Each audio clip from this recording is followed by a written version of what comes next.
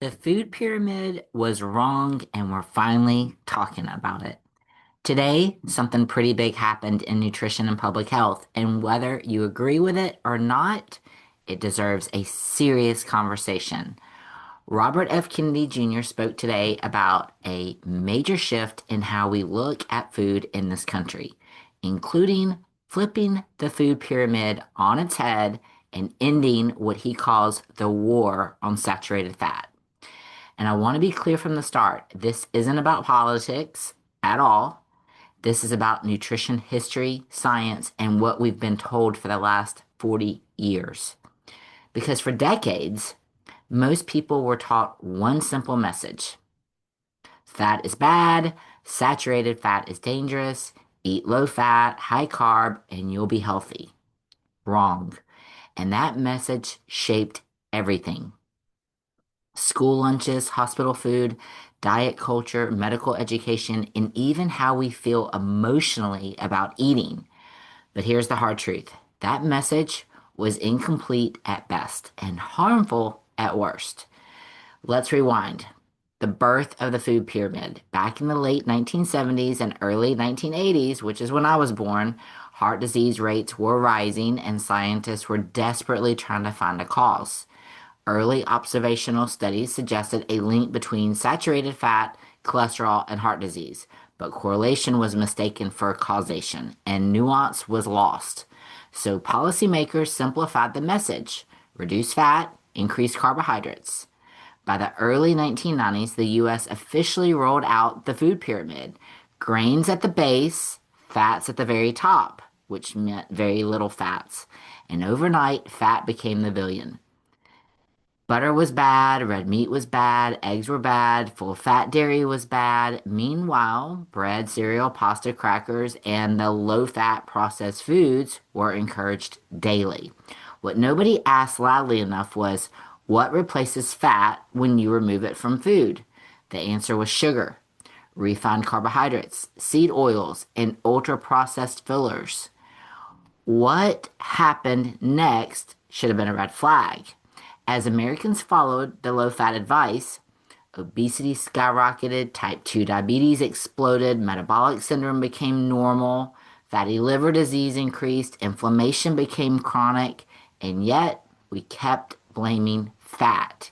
Here's the uncomfortable part: if the low fat experiment was working, we should have gotten healthier, not sicker. But instead of questioning the framework, we doubled down. The problem was never fat alone. Now, let's be clear: saturated fat can raise LDL cholesterol. That part is true. But here's what wasn't explained to the public: not all LDL behaves the same. Not all fats act the same. And cholesterol is not the sole driver of heart disease. Inflammation, insulin resistance, which we talk a lot about, oxidative stress, blood sugar dysregulation, these matter so much. And what drives those problems most aggressively? Sugar and refined carbohydrates. Low fat diets often lead to higher blood sugar swings, higher insulin levels, higher triglycerides, and more inflammation, especially when paired with processed foods. Yet, for decades, people were praised for eating fat-free cookies and cereal while avoiding real food. I remember these growing up. I remember all the fat-free fads that my mom brought into the house. Saturated fat versus real food. Saturated fat doesn't exist in isolation in nature. It becomes packaged with protein, fat-soluble vitamins, minerals, hormone building blocks. Butter, eggs, grass-fed meat, full-fat dairy. These foods sustained humans for thousands of years. They didn't create an obesity epidemic. Ultra-processed foods did. So what changed today? All right, today's announcement, it flips the script. The message is no longer eat less fat at all costs. It's eat real food. Stop fearing fat. Eliminate sugar and ultra-processed garbage. That's a big shift. It affects school lunches, federal food programs, medical advice, and public messaging. And yes, it's controversial.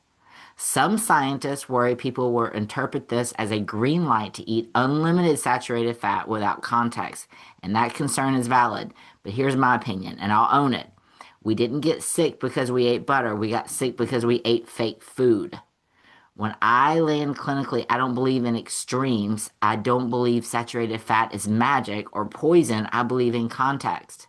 A body eating whole foods, balanced protein, adequate fiber, micronutrients, movement, and metabolic flexibility will handle fat very differently than a body living on sugar and stress. What matters most isn't one macronutrient. It's removing the real enemy. Ultra processed food. Hear me again. It's ultra processed food. Added sugars, industrial seed oils in excess, and rebuilding trust in real food again. All right, so here's my final thought on this. The food pyramid wasn't built on lies. It was built on oversimplified science and influenced by industry fear and incomplete data. Science evolves, and when new evidence emerges, we're supposed to update our thinking, not cling to outdated dogma. This conversation is long overdue, and if it makes people uncomfortable, good.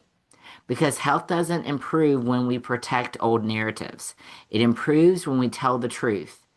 Eat real food, question everything, and remember your body is smarter than nutrition trends.